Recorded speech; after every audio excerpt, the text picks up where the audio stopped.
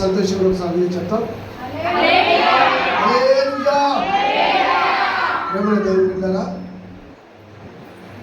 నేను మా తమ్ముడు అహ్రాన్ పాస్టర్ విషయాన్ని చెప్పి తర్వాత వాక్యం వెళ్ళాలనుకున్నాం. ఇద్దరికి సంఘంలో చర్చి లేదు. శ్రాంతి నగర్ ఊరికి అక్కడికి వెళ్ళాము. అక్కడ 2-4 సంవత్సరాలు సేవ చేసాము. మళ్ళీ అక్కడెక్కడ మాకు సంఘం కుదరలేదు. మళ్ళీ అక్కడి నుంచి గుచ్చికి వెళ్ళాము. గుచ్చిలో 1-4 సంవత్సరాలు చేశాము. అయినా సంఘం కుదరలేదు. తర్వాత తోటపల్లి గుడికి అక్కడికి వెళ్ళాము. 4వ వ్యక్తి ఆడికెళ్ళి సేవ అక్కడ మేము చాలా దగ్గర సేవ చేసాము. కానీ దేవుడు ఒక అద్భుతమైన ఏంటంటే, నాకు అనుకోకుండా దేవుడు ఒక సంఘం ఇచ్చాడు. మా తమ్ముడు పాస్టర్ కూడా అనుకోకుండా దేవుడు ఒక సంఘం ఇచ్చాడు. దాన్ని బట్టి నేను దేవునికి కృతజ్ఞతాస్తుతులు చెల్లిస్తున్నాను. నిజంగా దేవుడు మేము ఆశ్చర్యరీతిగా అనుకోని రీతిలో, అసలు నేను ఎప్పుడు అనుకోలేదు చర్చి మాకు దేవుడు ఇస్తాను అనుకోలేదు. దేవుడు నాకు ఒక సంఘాన్ని దేవుడు ఇచ్చాడు. సేవకుడు కొన్ని సంఘాన్ని ఇచ్చాడు. దాన్ని బట్టి నేను దేవుడికి కృతజ్ఞతాస్తుతులు చెల్లిస్తున్నాను. కాబట్టి దేవుడు వాక్యంలోకి వెళ్దాం. హల్లెలూయా. ప్రేమల దేవుని బిడ్డలారా, ఒక అంశం మీద దైవ సందేశం చెప్పాలని దేవుడు నాకు ప్రేరేపించాడు. ఒక అంశం మీద దైవ సందేశం విందాం. కరుణించే దేవుడు కనికరి పడిపోతాడు అనేటువంటి అంశం మీద దైవ సందేశాన్ని పరిశుద్ధాత్మ దేవుడు మన ముందుకు తీసుకుని వస్తాడు. కరుణించే దేవుడు కనికరి పడిపోతాడు అనేటువంటి అంశం మీద దైవ సందేశాన్ని పరిశుద్ధాత్మ దేవుడు మన ముందుకు తీసుకుని వస్తాడు. ఎవరైనా బైబిల్లో చదవండి, ఒక వాక్యం చదువుకుందాం. లూకాసు వార్త 18వ అధ్యాయం, లూకాసు వార్త 18వ అధ్యాయం 37వ వాక్యం, 38వ వాక్యం, 39వ వాక్యం చదువుకుందాం. వారు నజరేయుడైన యేసు ఈ మార్గమున వెళ్ళుచున్నాడని వానితో చెప్పిరి. అప్పుడు వాడు యేసు దావీదు కుమారుడా నన్ను కరుణించుమని కేకలు వేయగా ఊరకుండమని ముందర నడుచుచున్న వారు వాణ్ణి గద్దించిరి గాని వాడు మరి ఎక్కువగా దావీదు కుమారుడా నన్ను కరుణించుమని కేకలు వేసెను. ప్రేమల దేవుని బిడ్డలారా, చూడండి, బైబిల్లో రాయబడింది, యేసు ప్రభు 3.5 సంవత్సరం సేవ చేసి గ్రామాలకు వెళ్తున్నాడు. ఎవరైనా వ్యాధితో బాధపడుతుంటే ఆయన దగ్గరకు వస్తే ఆయన ముట్టి స్వస్థపరుస్తున్నాడు. చనిపోయిన వాళ్ళని బ్రతికిస్తున్నాడు. దెయ్యాల చేత పీడింపబడిన విడిపిస్తున్నాడు. ఇట్లా దేవుడు గ్రామాలకు వెళ్ళి సేవ చేసుకుంటూ వెళ్తున్నాడు. ఆ మార్గంలో నడుచుకుంటూ పోతున్నప్పుడు ఒక గుడ్డివాడు ఆడు కూర్చున్నాడంట.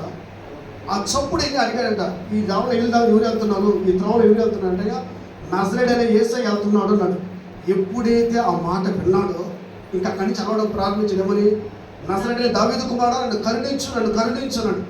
ఎందుకు కరుణించమంటున్నాడు తెలుసా?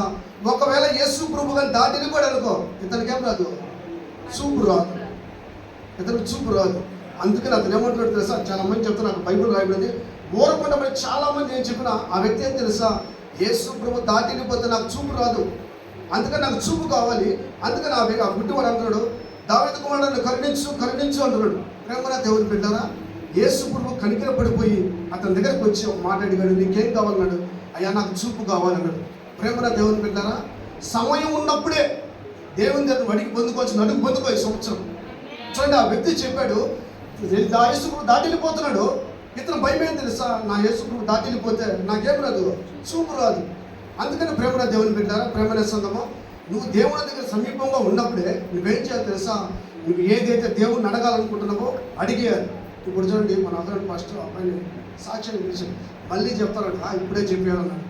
ఎప్పుడు అందుకనే ప్రసంగ గ్రంథంలో ఉంది, ఏ సమయమునా ఏం జరగాలి జరిగిపోతాడు. అంటే ప్రేమన దేవుని బిడ్డలారా, ఇతను బాధ ఏంటంటే యేసు ప్రభు గారు దాటిపోతే నాకు చూపు రాదని, దావీదు కుమారుడు కరుణించున్నాడు. యేసు ప్రభు ప్రేమతో వచ్చి అతని దగ్గరికి వచ్చి అతను చూపునిచ్చాడు.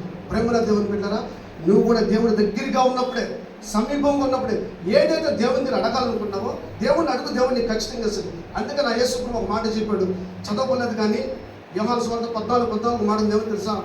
నా నామమున మీరు దేవుడిగినా చేయుదును. ఏదైతే అడగతావో అది ఖచ్చితంగా దేవుడు ఏం చేస్తాడు, నీకు ఇస్తాడు. అందుకని ప్రేమల దేవుని బిడ్డలారా, ఈ వ్యక్తి దాటిపోతున్నాడేమో, నా యేసు ప్రభు దాటిపోతే నాకు చూపు రాదని వ్యక్తి భయం. అందుకని కరుణించమన్నాడు. యేసు ప్రభు వచ్చి కరుణించాడు, ఆయన చూపునిచ్చాడు. అంటే ప్రేమల దేవుని బిడ్డలారా, అతను పిలిచిన యేసు ప్రభు దగ్గరికి వచ్చి అతను కరుణించి చూపునిచ్చిన దేవుడు, నువ్వు కూడా దేవుని దగ్గర అడుగు, ప్రార్థన చేయి. ఏదైతే అడగతావో దేవుడు నీ దగ్గరికి వచ్చి నీకు ఇవ్వాల్సిన ఆశీర్వాదం ఈ సంవత్సరం ఒకవేళ బ్రేక్ అయిపోయినాను, ఈ సంవత్సరం ముగించే లోపల నువ్వు అడిగిన దేవుడు ఇచ్చును గాక. ప్రేమన దేవుని పెట్టారా, ఒక 7 విషయాలు మీ ముందు పెట్టి నేను ముగించాలనుకుంటున్నాను.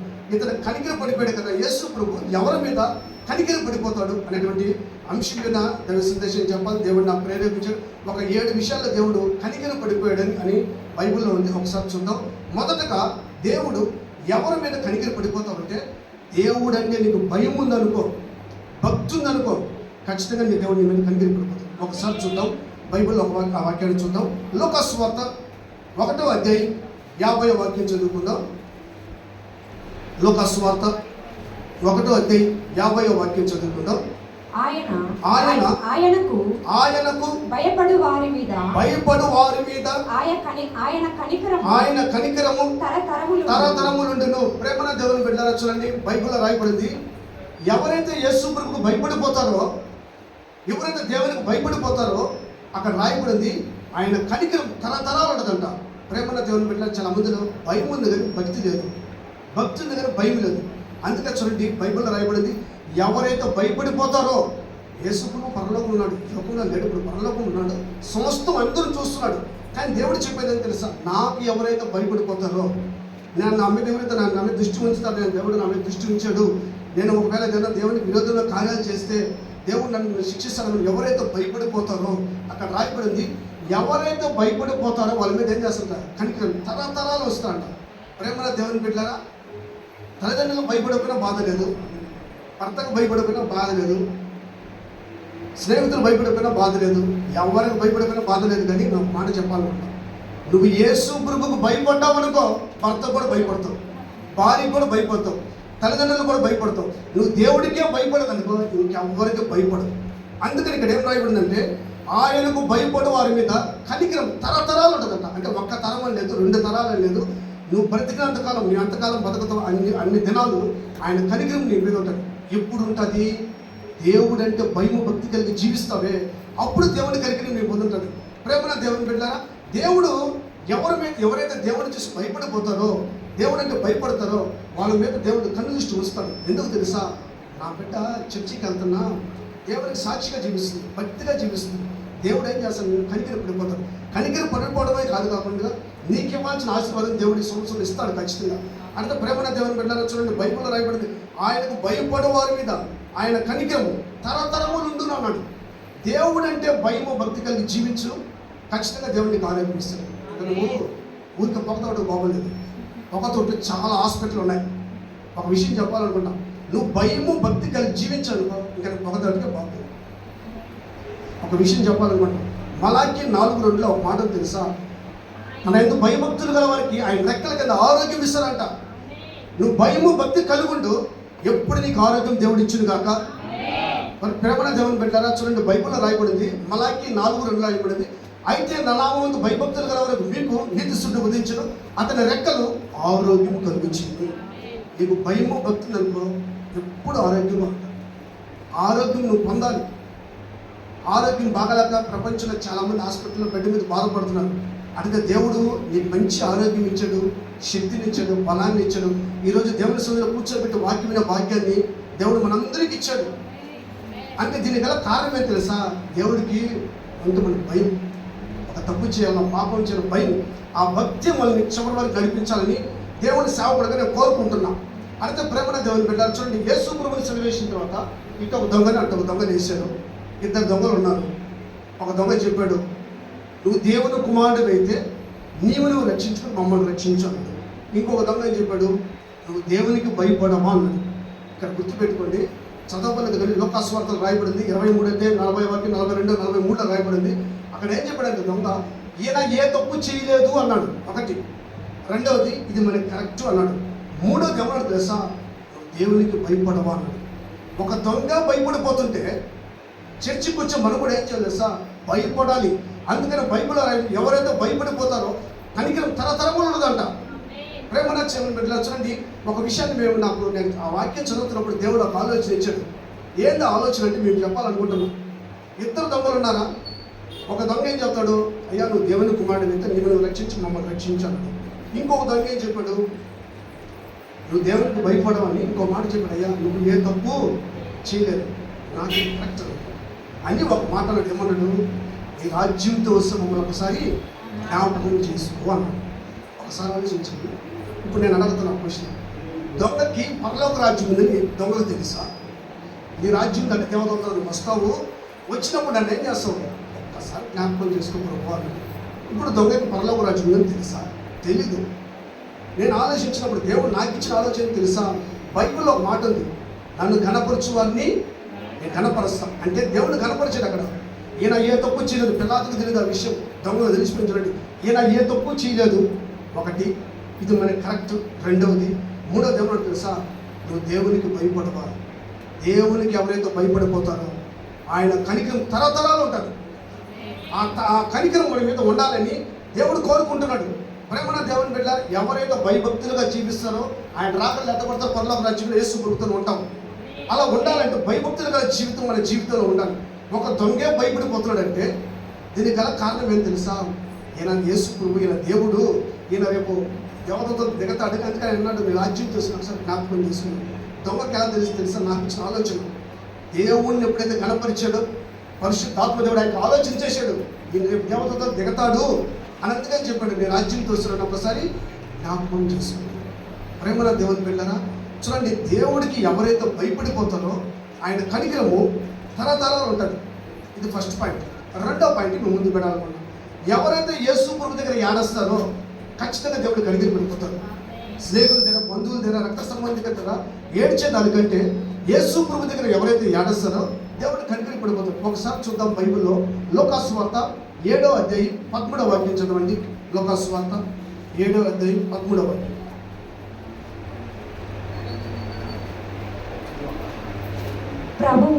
ప్రభువు ఆమెను చూచి ఆమె యందు కనికరపడి ఏడవవద్దని ఆమెతో చెప్పి దగ్గరకు వచ్చి పాడిని ముట్టగా మోయించిన వారు నిలిచి. ప్రేమల దేవుని బిడ్డారా, చూడండి, బైబిల్లో రాయబడింది, ఈమె విధవరాలు అంట. అంటే భర్త కూడా లేడు, చనిపోయాడు. ఉండేది ఒకే ఒక కొడుకు. ఆ కొడుకు కూడా చనిపోయాడు.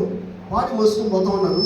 యేసు ప్రభు ఏం చేశాడంటే, ప్రేమల దేవుని బిడ్డారా, ఆ త్రోవ నడుచుకుంటూ వెళ్తున్నాడు. ఈమె పాడనకాలు ఏడ్చుకుంటూ పోతుంది. ఆయన భర్త కూడా లేదు, ఉండేది ఒక కొడుకు. ఆ కొడుకు కూడా చచ్చిపోయాడు, ఇంకెవరు లేరు. ఏడ్చుకుంటూ ఆ పాడనకాల పోతా ఉన్నప్పుడు యేసు ప్రభు ఆమె ఏడుకుని చూసి ఏమని చెప్పాడు తెలుసా? ఆమె మీద కనికర పడిపోయి నువ్వు ఏడవద్దు అని చెప్పాడు. ప్రేమల దేవుని బిడ్డారా, మనుబడి ఏడ్చి ప్రార్థన చేసే ముందు ఒంటరిగా కూర్చొని ప్రార్థన చేసే ముందు ఏడ్చి ప్రార్థన చేసాను, నా దేవుడు చెప్తాడు నీతో, నీ ఏడుపు చూసి చెప్తాడు, నీ మీద కనికర పడిపోతాడు. ప్రేమన దేవుని బిడ్డారా, సామాన్యంగా కంట్లో నీళ్ళు ఎవరికి రావు. మనం ఏడ్చి ప్రార్థన చేయాలనుకుంటాం, కానీ కంట్లో నీళ్ళు రావు. ఒక విషయం చెప్పనా, ఏడ్చి ప్రార్థన చేస్తే అన్ని ప్రార్థనలు కంటే విశేషమైన ప్రార్థన తెలుసా? నువ్వు ఏడ్చి ప్రార్థన చేసినప్పుడు కన్నీళ్ళు కార్చినప్పుడు దేవుడు నీ కన్నీరు చూస్తాడు, నీకు ఇవ్వాల్సిన ఆశీర్వాదం దేవుడు ఇస్తాడు. చూడండి, ఈమె ఏడ్చుకుంటా పోతుంది. భర్త చనిపోయాడు, కొడుకు చనిపోయాడు. ఏడ్చుకుంటా పోతున్నాడు. ఆ ఏడుపుని యేసు ప్రభు చూశాడు. చూసిన తర్వాత ఆమెతో చెప్పాడు ఒక మాట, ఆమె మీద కనికర పడిపోయి ఏడవద్దు అని చెప్పాడు. ప్రేమల దేవుని బిడ్డారా, నేరుగా వాడి దగ్గరికి వచ్చి 15వ వాక్యంలో రాయబడింది, ఆ చిన్నవాడితో చెప్పాడు, చిన్నవాడ లేమన్నాడు. ఎప్పుడైతే వాడు లేచి కూర్చున్నాడో ఇంకా తల్లికి ఇంక ఏడుపంతా పోయింది. ఆయన కనికరం ఆమె తల్లి మీద వచ్చింది కాబట్టి ఆ కుమారుడు బతికించి ఆమె చేతికి ఇచ్చాడు. ప్రేమల దేవుని బిడ్డరా, దీనికన్నా కారణం ఏంటంటే యేసు ప్రభు దగ్గర ఎవరైతే ఏడస్తారో, ఏడ్చి ప్రార్థన చేస్తారో, చూడండి, కొంతమందికి ఇంట్లో అందరూ ఉంటారు, చాలా మంది కూర్చొని ప్రార్థన చేయాలని కొంచెం గిలిగిలిగా ఉంటుంది. మనం ఏడ్చి ప్రార్థన చేయాలి మనకు ఉంటుంది, కానీ ఇంత ఇంట్లో కొంచెం గిలిగిలిగా ఉంటుంది. అందుకే దేవుడు ఒక మాట చెప్పాడు. ఆ మాట చదవండి. మత్తయి సువార్త 6వ అధ్యాయం 6వ వాక్యం ఒకసారి చదవండి. మత్తయి సువార్త 6వ అధ్యాయం 6వ వాక్యం. మత్తయి సువార్త 6వ అధ్యాయం 6వ వాక్యం.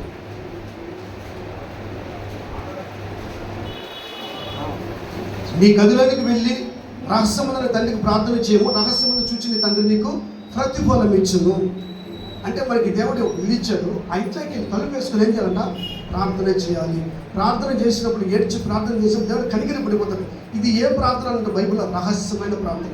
అంటే నేను ఏడ్చి ప్రార్థన చేసి దేవుడే నేను చూడాలి. అందుకనే చూడండి, ప్రేమ దేవుడు పెట్టారా, ఒక 5 అడుగులు నువ్వు ముందు పెట్టాలనుకుంటున్నా. నాకు తెలిసిన 5 అడుగులు ముందు పెట్టాలనుకుంటున్నా.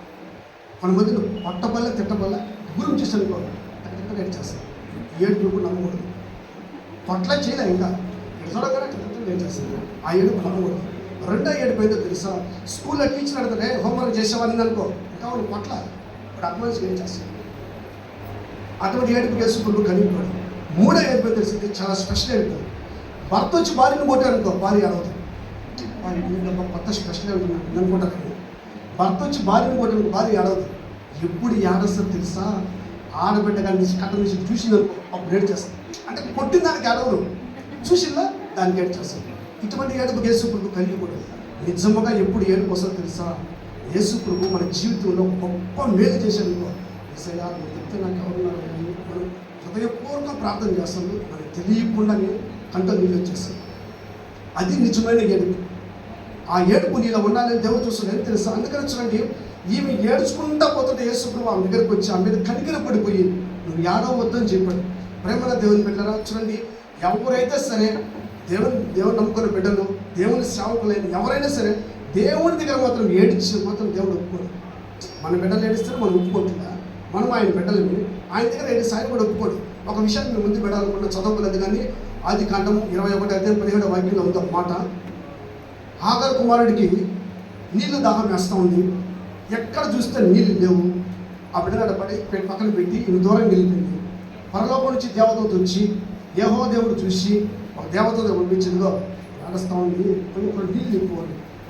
చూడండి ఆ మాట సందర్భము ఆదికాండం 21 ఉంది.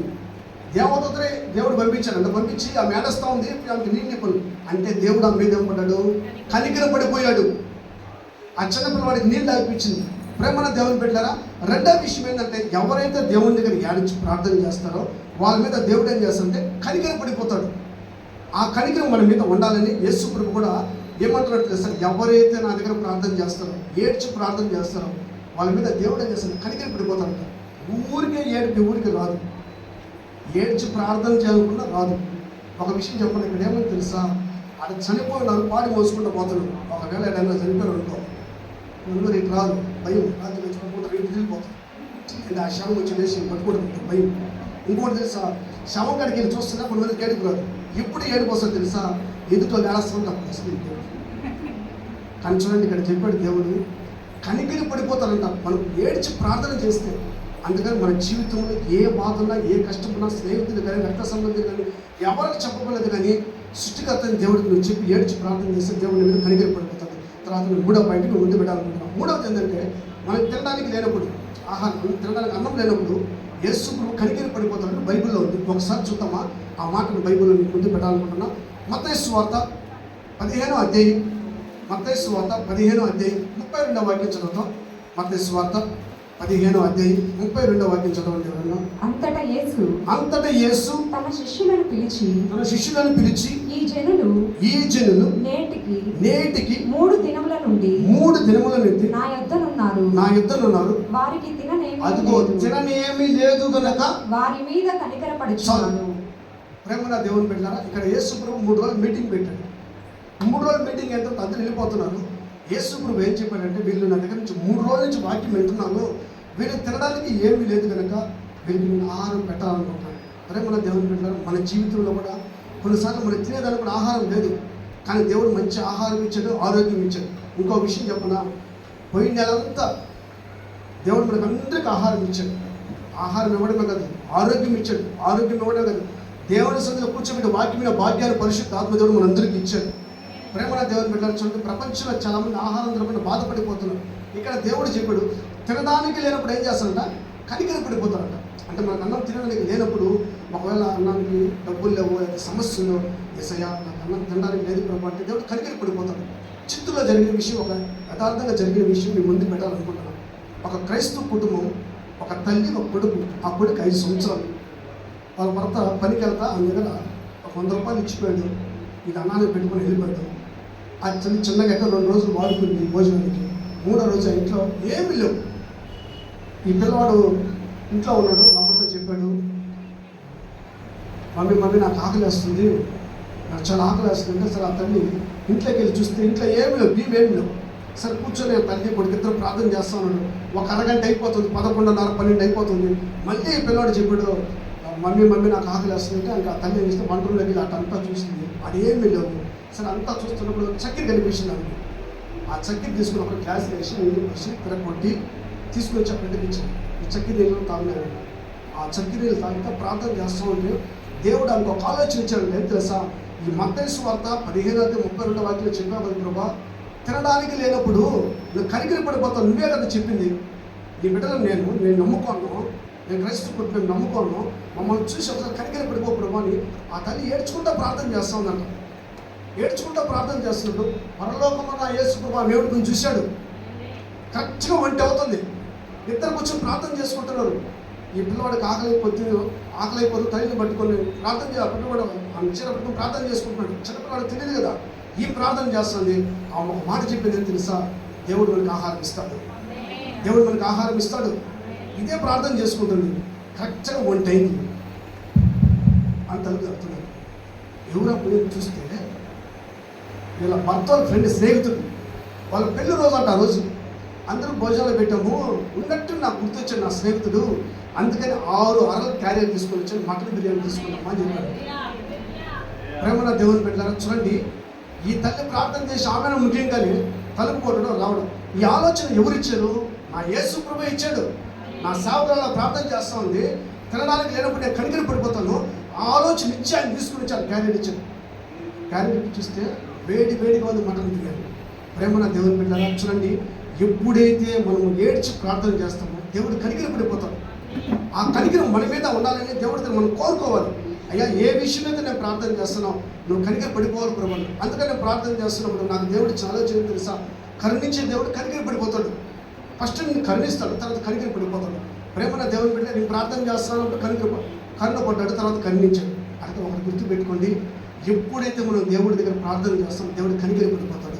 ఇంకొక విషయం చెప్పాలనుకుంటున్నాను, దేవుడు నీకు ఆహారం ఇచ్చాడు. కొంతమందికి ఒక అలవాటు ఉంది, అన్నం వేసాను అంటే కలుపు తినేస్తాడు.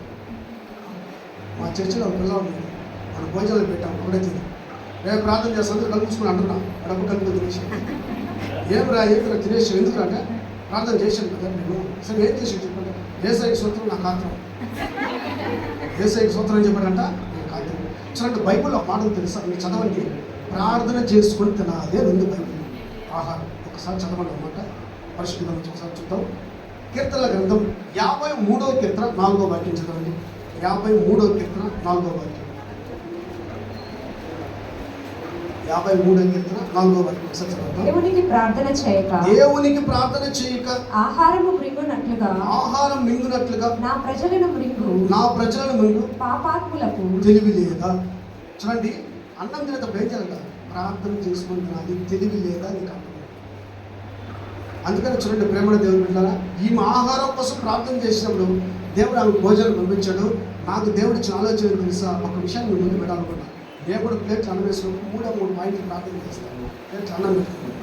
ఎస్ఐ ప్రపంచంలో ఆహారం దొరకని పేదవాళ్ళ విషయాలు చాలామంది బాధపడుతున్నారు, వాళ్ళకి ఆహారం దొరకని నాకు ఆహారం ఇచ్చాను. మొదటిది. రెండోది నేనేం ప్రార్థన చేస్తాను, ప్రభా ఈ బియ్యము ఈ కూరగాయలు ఏ పొలంలో నుంచి వచ్చే నా ప్లేట్లకి ఆ పొలంలో ఉండే రక్షణ లేకపోతే కొద్దిగా రక్షణ కలుగు చేసి యేసుకు నిజమైన దేవుడు తెలుసుకోవాలని ప్రార్థన చేస్తాను. మూడోది తెలుసా, అయ్యా నువ్వు ఇచ్చిన ఆహారం తింటున్నట్టు బాగా ఆరోగ్యంగా ఉండాలి. ఈ 3 ప్రార్థన ఇచ్చింది నాకు దేవుడు ఇచ్చిన ఆలోచన. ఏ పొలంలో నుంచి ప్లేట్లకు వచ్చిందో నా ప్లేట్లకు ఆహారం వచ్చిందో, ఏ కూరగాయలు వచ్చే పొలంలో నుంచి ఆ పొలంలో వాళ్ళకి రక్షణ లేదనుకో, యేసు ప్రభువుని నమ్ముకోలేదనుకో, వాళ్ళు నమ్ముకోవాలి ప్రభు అని ప్రార్థన చేయాలి. ప్రేమ దేవుని బిడ్డలారా, అప్పుడు నా దేవుడు నేను కనికరి పడిపోతాడు. ఏ రోజు నీకు లోటు ఉండదు. ఎందుకు తెలుసా, నీ కోసం ప్రార్థన చేసుకోవట్లేదు, కానీ ఎక్కడి నుంచి వచ్చే ఈ భీమ్ కోసం ప్రార్థన చేశానంటే దేవుడిని మీద కనికరి పడిపోతాడు. ప్రేమ దేవుని బిడ్డలు తినడానికి లేనప్పుడు నా యేసు ప్రభు ఏం చేస్తాడ, కనికరి పడిపోతాడంట. అందుకని 3 రోజులు మీటింగ్ పెట్టి ప్రార్థన చేశాడు. అందుకు విడిచిపెట్టమన్నాడు. అక్కడ రాయబడింది, వాళ్ళ తినంగా 7 కంపలు మిగిలాడు. 7 అంటే సంపూర్ణము. ప్రేమ దేవుని బిడ్డలు ఒకటి గుర్తుపెట్టుకోండి, ఎప్పుడైతే నా యేసు ప్రభు దగ్గర నువ్వు మోకాలు వేసి ప్రార్థన చేస్తావో ఖచ్చితంగా దేవుడు ఇక్కడ కనికరి పడిపోతాడు. ఎందుకో తెలుసా, ఆయన నువ్వంటే ఇష్టం, నేనంటే ఇష్టం. అందుకనే దేవుడు ఏం చేస్తాడు, ప్రతి ఒక్కరి మీద కనికరి పడిపోతాడు. కనికరి పడిపోయినప్పుడు మనకి దేవుడు ఇవ్వాల్సిన ఆశీర్వాదం ఖచ్చితంగా దేవుడు ఇస్తాడు. అందుకనే చూడండి, ఆహారం తిరిగినప్పుడు ఏం చేయాలి, ప్రార్థన చేసుకుని తినాలి. ప్రేమ దేవుని బిడ్డారా, టైం అయిపోతుంది కాబట్టి నేను 4వ విషయాన్ని మీ ముందు పెట్టాలనుకుంటున్నాను. 4వది ప్రేమ దేవుని బిడ్డారా, దేవుడు ఇక్కడ బైబిల్లో రాయబడినట్లుగా దేవుడు మన మీద చేయి విడిచిపెట్టకుండా కనికరి పడిపోతాడు. చేయి విడిచిపెట్టడు. కష్టాల్లో, బాధల్లో, వేదనలో, పోరాటాల్లో ఎప్పుడు నా దేవుడిని చేయి విడిచిపెట్టాడు. చూడండి బైబిల్లో ఒకసారి చూద్దాం. ద్వితీయోపదేశకాండము 4వ అధ్యాయం 31వ వాక్యం చదువుకుంటాం. ద్వితీయోపదేశకాండం 4వ అధ్యాయం 31వ వాక్యం చదువుతాం. ద్వితీయోపదేశకాండం 4వ అధ్యాయం 31. నీ దేవుడైన యెహోవా కనికరము గల దేవుడు గనుక నిన్ను చెయ్యి విడువడు. చాలు. ప్రేమ దేవుని బిడ్డారు, అక్కడ రాయబడింది దేవుడు కనికరం గల దేవుడు గనుక ఏం చేయడంట, చెయ్యి విడిచిపెట్టడు. కష్టాల్లో, బాధల్లో, పోరాటాల్లో, నిందల్లో, అవమానాల్లో నువ్వు కుంగిరిపోయినప్పుడు దేవుడు ఏం చేస్తాడు, చెయ్యి పట్టుకుంటాడు. చెయ్యి విడిచిపెట్టే దేవుడు కాదు. ఒక విషయం చెప్పిన, ఒకవేళ దేవుడు మళ్ళీ చెయ్యి విడిచిపెట్టుంటే ఇక్కడ కూర్చొని దేవుడి సందులో వాక్యం వెళ్ళాము. దేవుడు మనల్ని తల్లి గర్భంలో పుట్టిన మొదలుకొని ఆ చంటి బిడ్డ కానీ ఈ వయసు వచ్చి దేవుడు మనం చేపట్టుకుని నడిపించాడు కాబట్టి ఇక్కడ కూర్చొని దేవుడి సందులో వాక్యం వింటున్నాం. నన్ను కూడా దేవుడు చేపట్టుకుని నడిపించాడు కాబట్టి ఇక్కడ నడుపుకొని దేవుడి వాక్యం చెప్తున్నా. ఒకవేళ దేవుడు చెయ్యి విడిచిపెట్టుంటే మనం ఈ లోపల బ్రతకలే, జీవించలేము. ఎందుకో తెలుసా, దేవుడు ఒక్కొక్కరి మీద ఎందుకు కనికిరి పడిపోతారంటే ఆయన పోలుకు చూపున చేశాడు. ఒక విషయం చెప్పాలనుకుంటాను. ఆకాశం కలుగురు కాకంటే ఆకాశం అయిపోయింది, నక్షత్రాలు కలుగురు కాక నక్షత్రం అయిపోయింది, సముద్రం కలుగురు కాక సముద్రం అయిపోయింది. మనిషిని మాత్రం మనిషి అయిపో అని చెప్పాడా? చేతితో సుహస్తాలు చేశాడు. అందుకని నిశ్చయపడబడి దేవుడు మనిషిని మాత్రం ఏం చేశాడు, చేత్తో చేశాడు. అన్నిటికి నోటితో చెప్పాడు, మనిషిని మాత్రం ఏం చేశాడు, చేత్తో చేశాడు. అందుకని ఆ దేవుడు చేయి విడిచిపెట్టే దేవుడు కాదు, చేయి పట్టుకొని నడిపించే దేవుడు. ఒకళ్ళు దిగులుగా ఉందా, బాధగా ఉందా, వేదనగా ఉందా, నేను చేయి పట్టుకుంటాడు దేవుడు. ప్రేమన దేవుని పెట్టారు. చూడండి, ఎవరైనా స్నేహితులైనా, బంధువులైనా, రక్త సంబంధికులు మనం చేయి విడిచిపెడతారేమో కానీ నేను నమ్ముకున్నాను దేవుడు నేను ఎప్పుడు చేయి విడిచిపెట్టాడు. ఆయన చేయి పట్టుకొని నడిపించే దేవుడు. ఎందుకంటే యేసు ప్రభు ప్రేమ గల దేవుడు భూ ప్రపంచంలో లేడు. ఎందుకంటే యేసు ప్రభు నువ్వంటే ఇష్టం, నేనంటే ఇష్టం. అందుకనే దేవుడు మనం చేపట్టుకొని నడిపిస్తున్నాడు. కష్టాల్లో, బాధల్లో, నిందల్లో, అవమానాల్లో, పోరాటాల్లో, ఎన్నో శోధనలో ఉన్నప్పుడు కూడా దేవుడు మనం ధైర్యపరిచి, నువ్వు దిగులు పడబాక, భయపడబాక ధైర్యపరిచి దేవుడు ఏం చేస్తాడు, కుడి చేయి పట్టుకుంటాడు. ఏం చేయి పట్టుకుంటాడో, కుడి చేయి పట్టుకుంటాడు. ఒకసారి చూడండి బైబిల్లో ఆ మాట మీరు ముందు పెట్టాలనుకుంటున్నా. యెషయా గ్రంథం 41వ అధ్యాయం 13వ వాక్యం చదువుతాం. దేవుడు కుడి చేయి పట్టుకుంటాడు. ఒకసారి చూద్దాం. భయపడవద్దు, దిగులు పడవద్దు అని చెప్పి దేవుడు కుడి చేయి పట్టుకుంటాడు. ఒకసారి చదువుతాం. యెషయా గ్రంథం చదువుతుంది సిస్టర్. నీ దేవుడైన యెహోవానగు నేను భయపడకము నేను నీకు సహాయం చేసి చెప్పుచు నీ కుడి చేతిని పట్టుకొనిచున్నాను. ప్రేమల దేవుని బిడ్డలారా చూడండి, భయపడవద్దని చెప్తారంట. రెండోది దిగులు పడవద్దని చెప్తారంట. నీ కుడి చేతి దేవుడు పట్టుకుంటాడు. అందుకని బైబిల్లో రాయబడింది 365 సార్లు రాయబడింది భయపడవద్దనే మాట. ఆదికాండం నుంచి ప్రకటన దాకా 360 సార్లు రాయబడింది. ఎందుకు రాయబడింది తెలుసా? ఒక సంవత్సరానికి 360 రోజులు. నా బిడ్డలు భయపడతాను. ప్రతిరోజు యేసు ప్రభువుని తెలుసా, భయపడబాకు, నేనున్నాను. అందుకని దేవుడు ముందుగానే పరిశుద్ధాత్మ దేవుడు 360 సార్లు రాసిపెట్టాడు బైబిల్లో. భయపడవద్దనే మాట మాత్రమే. అట్లా ప్రేమల దేవుని బిడ్డలు మనం భయపడిపోయినప్పుడు దేవుడు కుడి చేయి పట్టుకుంటా అంట. ఎడం చేతి కంటే కుడి చేతికి ఎక్కువ కాదు. నీ స్నేహితులను చేయి విడిచిపెట్టినా, రక్త సంబంధం చేయి విడిచిపెట్టినా, తోబుట్టులను చేయి విడిచిపెట్టినా, ఎవరైనా నేను విడిచిపెట్టారనుకో, నా దేవుడు మాత్రం నిన్ను చెయ్యి విడవడు. అందుకని ఒక పాట పట్టుకుందాం. ప్రేమ దేవుని బిడ్డ చప్పట్లు పెడదాం. ఒక పాట పట్టుకుందాం. ఎవరు నన్ను చెయ్యి విడచినన్ను యేసు చెయ్యి విడువడు. ఎవరు నన్ను చెయ్యి విడచినన్ను యేసు చెయ్యి విడువడు.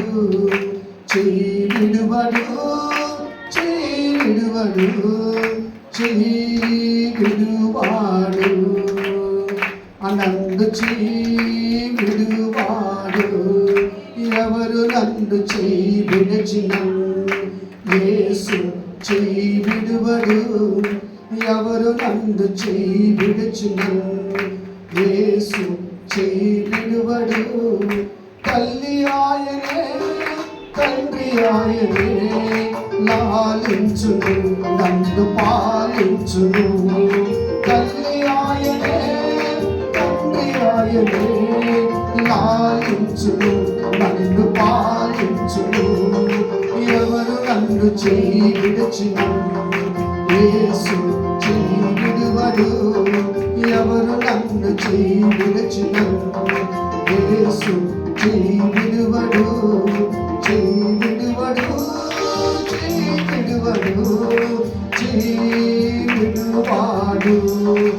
చెయ్యి విడువడు, చెయ్యి విడువడు, చెయ్యి విడువాడు. నన్ను చెయ్యి విడువాడు, ఎవరు నన్ను చెయ్యి విడుచును. యేసు చెయ్యి విడువడు, ఎవరు నన్ను చెయ్యి విడుచును. యేసు చెయ్యి విడువడు.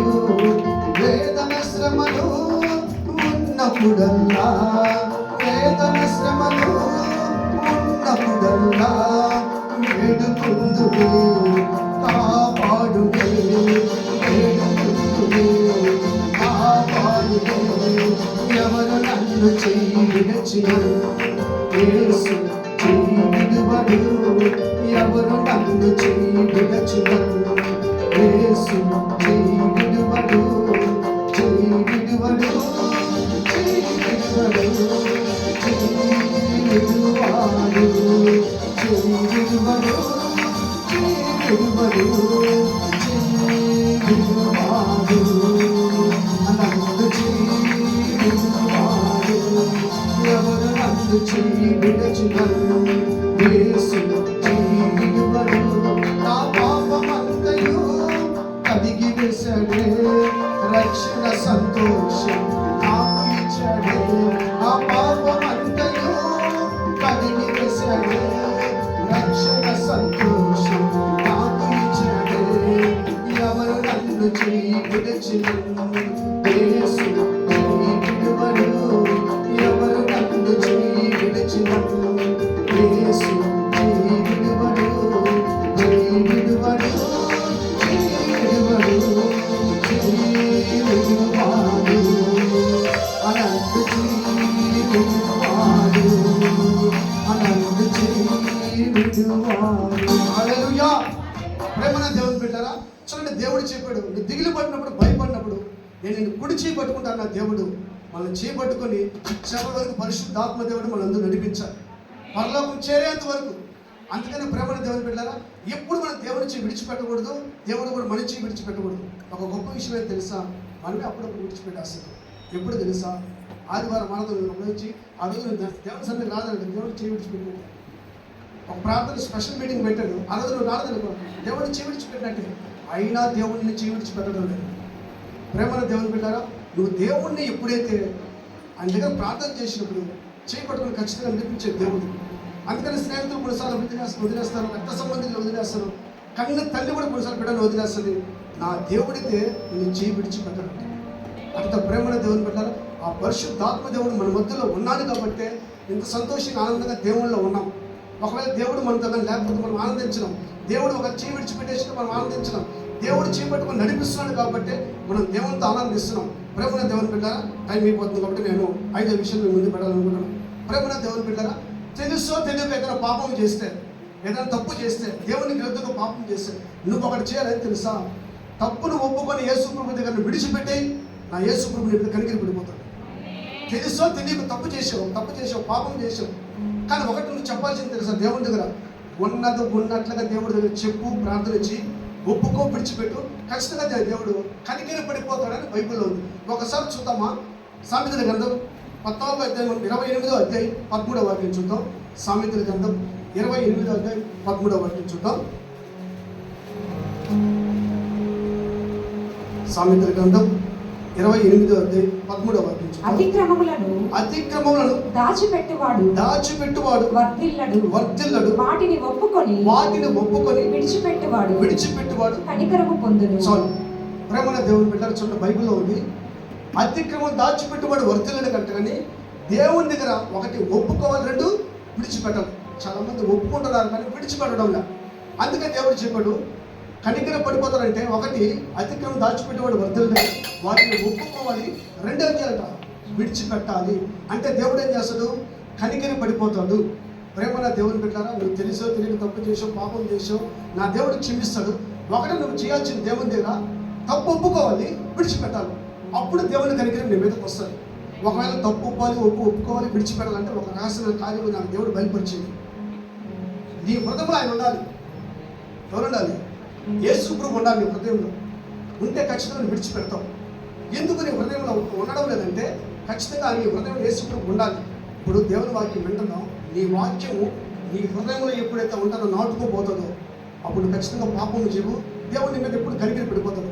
ఒకసారి చూద్దామా, 119 కీర్తన 11వ వాక్యం చదవండి. అక్కడ రాయబడింది, ఒకసారి మార్చండి. నీ ఎదుట నేను పాపము చేయకున్నట్లుగా నా హృదయంలో నీ వాక్యం పెట్టుకొని ఉన్నాను. ఒకసారి చూద్దాం, నీ ఎదుట నేను పాపము చేయకుండా. 119వ కీర్తన 11వ వాక్యం చూడండి. నీ ఎదుట నేను పాపము చేయకున్నట్లుగా నా హృదయములో నీ వాక్యము ఉంచుకొని ఉన్నాను. చాలు చూడండి, పాపము చేయకుండా ఉండాలంటే హృదయంలో ఉండాలి, వాక్యం ఉండాలి, యేసయ్య వాక్యం ఉండాలి. ఈ వాక్యం ఉంటే ఖచ్చితంగా దేవుడు ఏం చేస్తాడు, కనికరి పడిపోతాడు. ప్రేమన దేవుని బిడ్డలారా, ఒక రాజు దగ్గరికి అంటారు, మీరు చెక్క బొమ్మలు తీసుకొని వచ్చాను. ఒకటి చెక్క బొమ్మలు తీసుకొని వచ్చి రాజు దగ్గర నుంచి, రాజుగారు ఈ 2 బొమ్మలు ఒకసారి మీరు చూడండి, దీంట్లో చాలా స్పెషల్ ఉందని అన్నట్టు. ఆ రాజు తీసుకొని చూశాడు, ఏం అర్థం కదా, నేను రేపు వస్తాను, మీరు చెప్పండి రాజుగారు, వెళ్ళిపోయాడు. 2 చెక్క బొమ్మలు.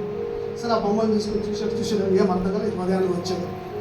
రాజుగారు మీకేమైనా అర్థమైంది? నాకేం అర్థం కాదు, 2 బొమ్మలు అట్టే ఉంది, కళ్ళు అట్టే ఉంది, ముక్కు అట్టే ఉంది, చెవులు అట్టే, నాకేం అర్థం కాదు. చూడండి, దీంట్లో వ్యత్యాసం చూపిస్తాండి. ఒక తెగ తీసుకొచ్చాడు, సన్న తెగ. ఒక బొమ్మకి ఏం చేశాడు, చెవులో పెట్టాడు తెగ. ఈ చెవులో పెట్టి ఈ చెవులో చూసేసింది తెగ. ఈ బొమ్మల స్పెషల్ అయితే సరే పెడితే ఇంకో బొమ్మ తీసుకుంటాడు. ఒక బొమ్మకు చెవులో పెడితే హృదయంలోకి వస్తుందంట.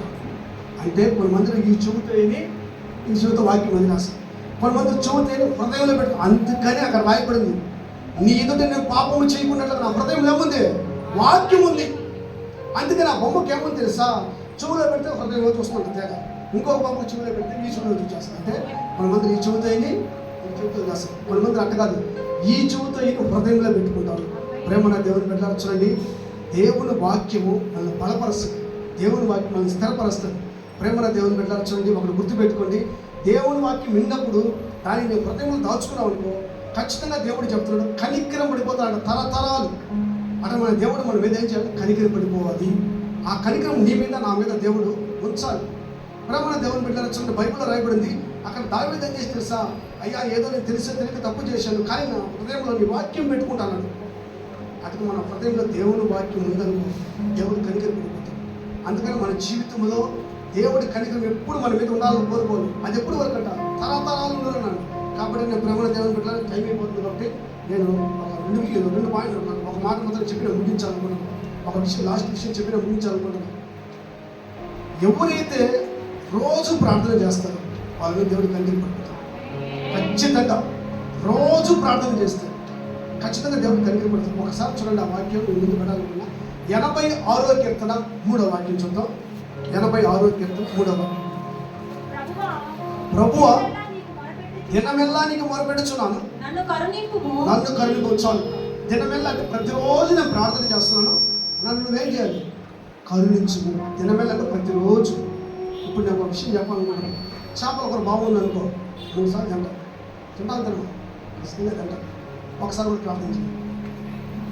ఇక్కడ ఏముంది, దినమెల్లా ప్రార్థన చేయి, ప్రతిరోజు ప్రార్థన చేయాలి. నువ్వు ప్రతిరోజు ప్రార్థన చేస్తావు, దేవుని మీద కనికరి పడిపోతావు. ప్రేమల దేవుని బిడ్డలారా, ఒక విషయం చెప్పనా, ఒకవేళ ఈ రోజంతా ప్రార్థన చేయలేదు, ఏమవుతే చేయాలి, ఇంటికి చదువుకోండి. ఒక వాక్యాన్ని ముందు కూడా, నువ్వు కానీ ప్రార్థన చేయకపోతే పాపం చేసినట్టంట.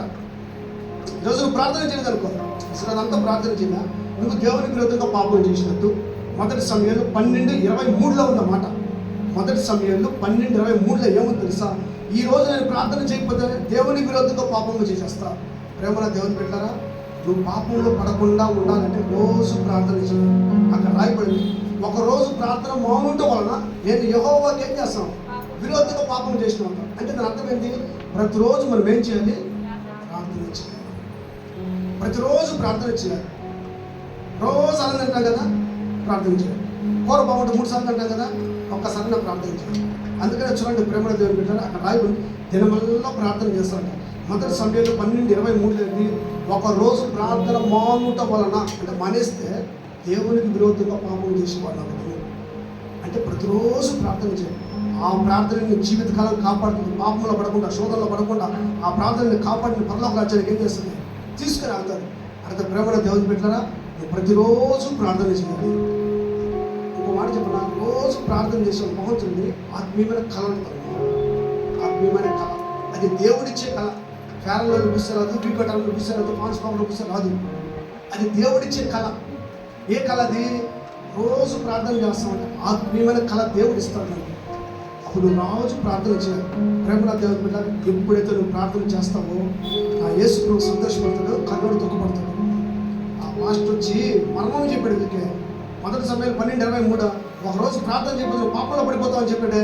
అంటే ఈ రోజు ప్రార్థన చేస్తాడు. మనం రోజు ప్రార్థన చేయాలి, అప్పుడు దేవుడు కనికరి పడిపోతాడు. అంటే ప్రేమల దేవుని బిడ్డారా, ఈ 6 విషయాలు దేవుడు మనతో మాట్లాడి ఒకటి గుర్తుపెట్టుకొని మన జీవితంలో ఒకటి గుర్తుపెట్టుకోవాలి. ఏం తెలుసా? ఎవరైనా చేయి విడిచిపెడతారేమో, కానీ నా యేసు ప్రభు మాత్రం చేయి విడిచిపెట్టాడు. ఒకవేళ చేయి విడిచిపెట్టుంటే పాపంలో లోకంలోనే పడిపోతుంది. యేసు ప్రభుకు నువ్వంటే నేను ఇష్టం కాబట్టి దేవుని సన్నిధిలో కూర్చోబెట్టి దేవుని వాక్యం వినే భాగ్యాన్ని మనకందరికీ దేవుడు ఇచ్చాడు. దేవుడు మన తల్లి గర్భంలో ఏర్పరచున్నాడు కాబట్టి ఇక్కడ కూర్చొని దేవుని వాక్యం వింటున్నాం. అట్లా దేవుడు మనందరూ ఏర్పరచున్నాడు కాబట్టి మనం దేవుని వాక్యం వింటున్నాం, దేవుడిని సంతోషిస్తాం. అటువంటి భాగ్యాన్ని పరిశుద్ధ ఆత్మదేవుడు ఏం చేయాలి? మనకందరికీ ఇవ్వాలి. వాక్యం వినాలి, వాక్యానుసారంగా నడుచుకోవాలి. ఈ భాగ్యాన్ని దేవుడు మనకు అందరికీ ఇచ్చిన దాక నేను ముగిస్తున్నా. అవకాశం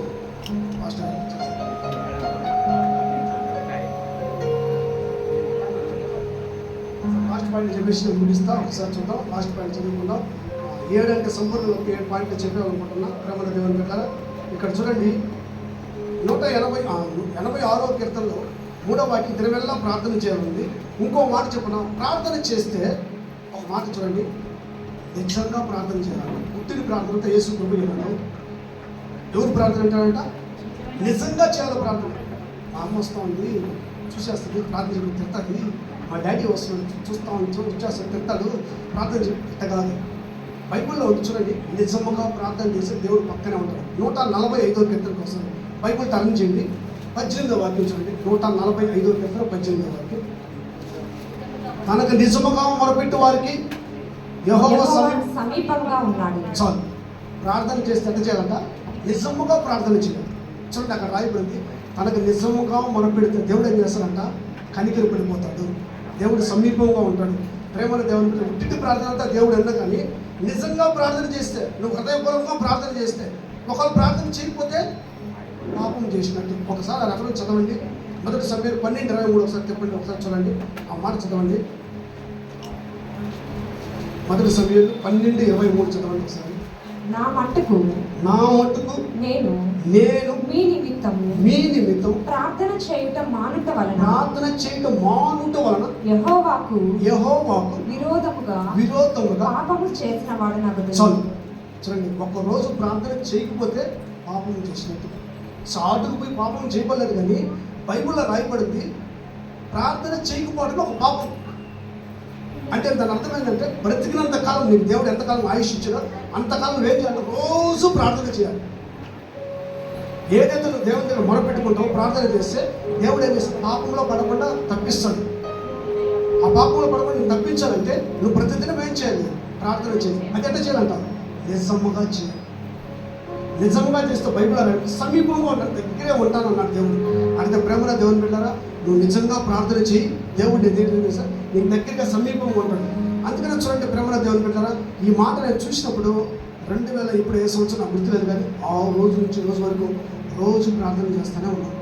ఎందుకు తెలుసా? నేను పాపంలో పడిపోతాను, నా భయం. దేవుడు చెప్పాడు, నువ్వు ప్రార్థన మానుట వలన యెహోవాకు విరోధంగా పాపం చేసిన వాడు అవుతున్నాడు.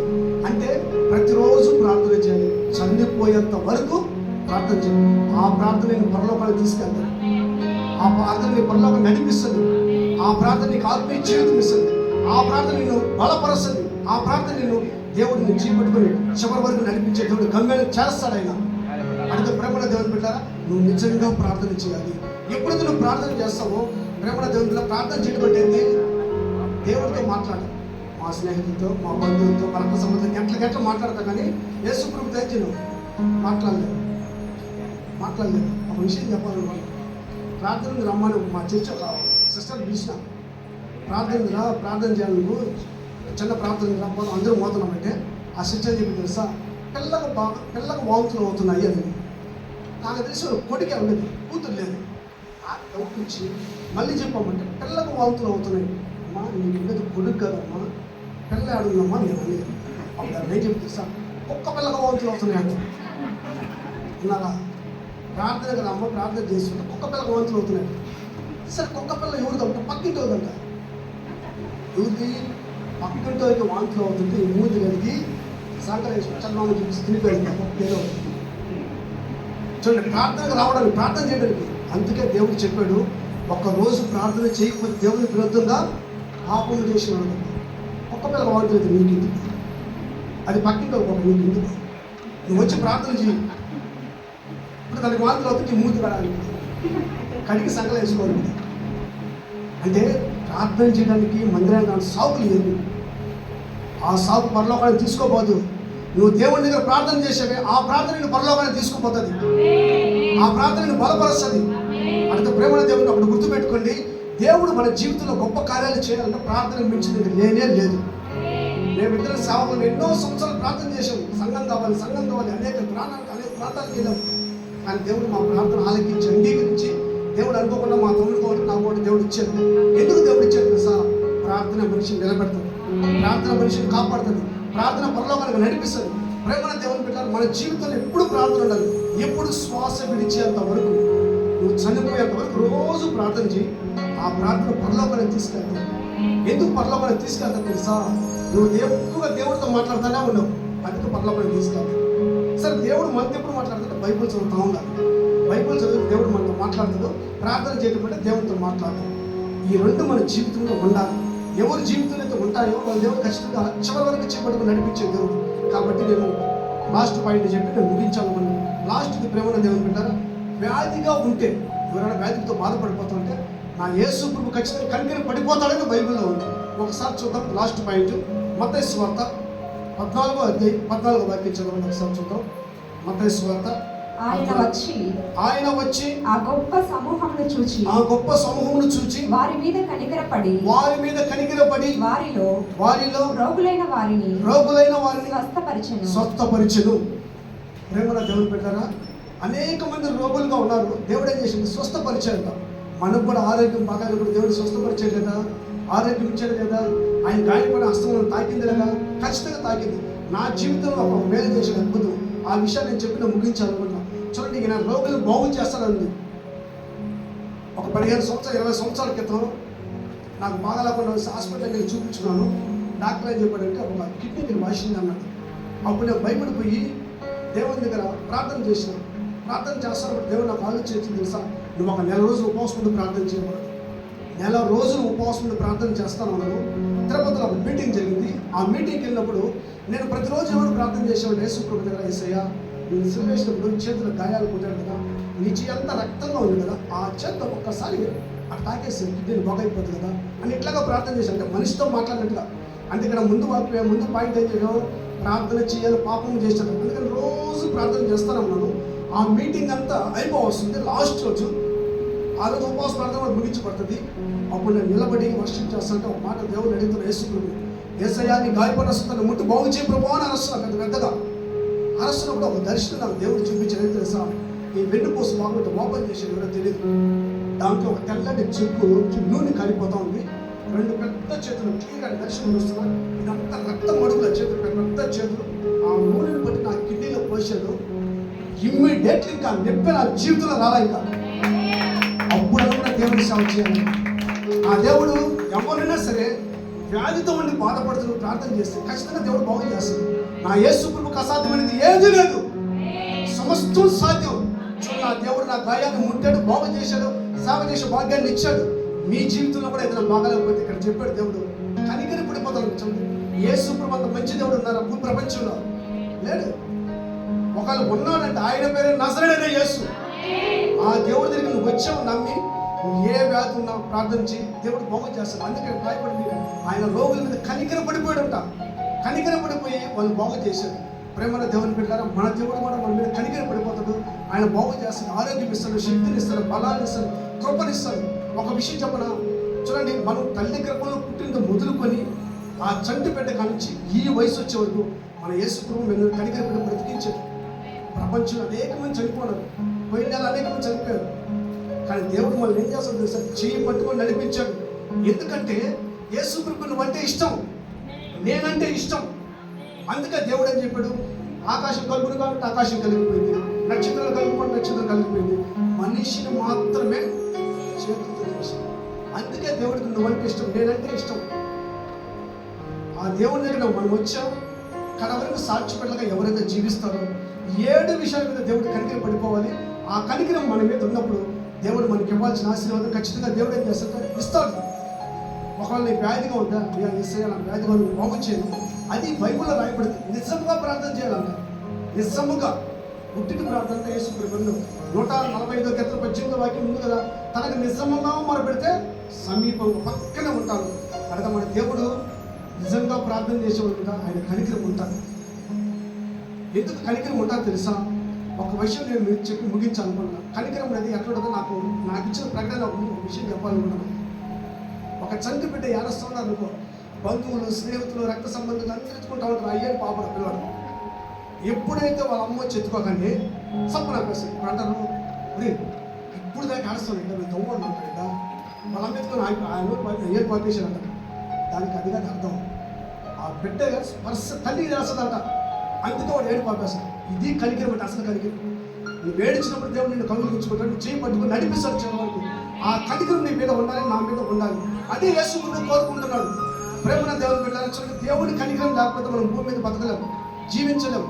దేవుడే మన మీద కనికరం చూపించాడు, దయ చూపించాడు, జాలి చూపించాడు, ప్రేమ చూపించాడు. ఆయన కనికరం వల్ల మనం బ్రతుకున్నాం. ఒకటి గుర్తుపెట్టుకోండి, దేవుడికి ఎవరైతే భయపడిపోతారో ఆయన కనికరము తరతరాలు ఉంటుంటాం. అందుకని దేవుడి కనికరం మన మీద ఉండాలి. కాబట్టి దేవుడు ఈరోజు ఇక్కడ దేవుని సన్నిధిలో వాక్యమైన భాగ్యాన్ని మనకు అందరికీ ఇచ్చాడు. చూడండి, దేవుడి వాక్యాన్ని మనకు అందరికీ ఇస్తాడు. దీనికి ఎలా అర్థమైంది తెలుసా? దేవుడిని తల్లి గర్భంలో ఏర్పరుచుకున్నాడు, అందుకే ఈ వాక్యం దేవుడు అందించాడు. తల్లి గర్భంలో నేనున్నప్పుడు దేవుడు నన్ను ఏర్పరుచుకున్నాడు కాబట్టి ఈ వాక్యం దేవుడు నాతో కూడా మాట్లాడుతున్నాడు. నేను ఏర్పరుచుకున్నాను, నీ మీద కనికరం చూపిస్తాను. ప్రేమన దేవుని పెట్టారా, మన దేవుడు కనికరం చూపించి చివరి వరకు మన దేవుడు ఏం చేయాలి, చేయి పట్టుకుని నడవాలి. మనం దేవుడు చేయి పట్టుకోవాలి, మన చేయి దేవుడు పట్టుకోవాలి. ఎప్పుడు పట్టుకుంటాడంటే నువ్వు ప్రార్థన చేస్తావు అంటే దేవుడు చేయి పట్టుకుంటాడు. కాబట్టి అందరూ కళ్ళు మూసుకుందాం, ఒక నిమిషం అందరూ కళ్ళు మూసుకుందాం. మన దేవుడు ఈరోజు పరిశుద్ధాత్మ దేవుడు నీతో నాతో సూటిగా మాట్లాడాడు. నువ్వు యేసు ప్రభువుకు భయపడిపోతే నా యేసు ప్రభు కనికరం పడిపోతాడు. నీలో భయభక్తుల జీవితం నీలో ఉండాలి. నా యేసు ప్రభు నీలో నువ్వు భయము చూసి తరతరాల మీద కనికరం పడిపోతాడు.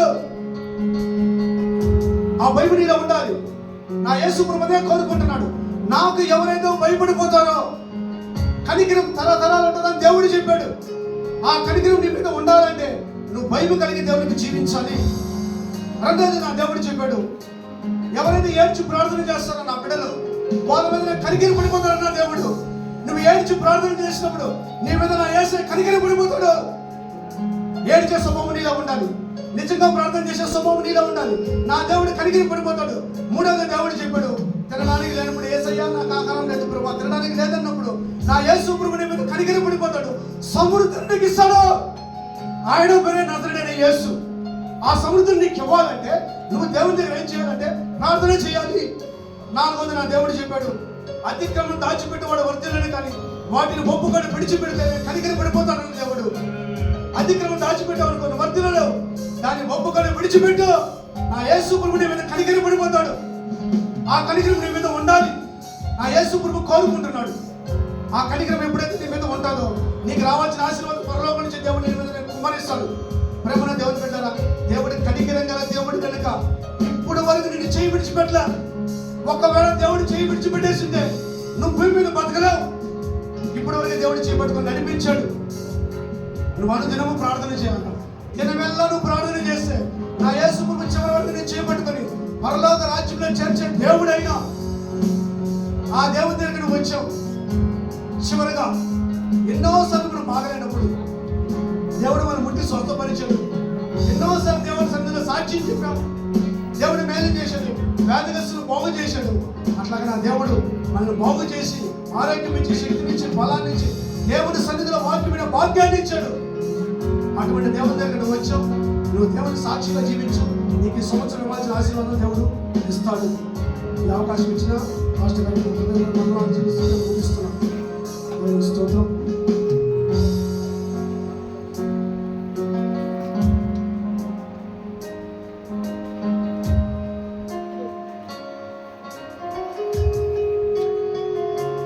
ఆమేన్.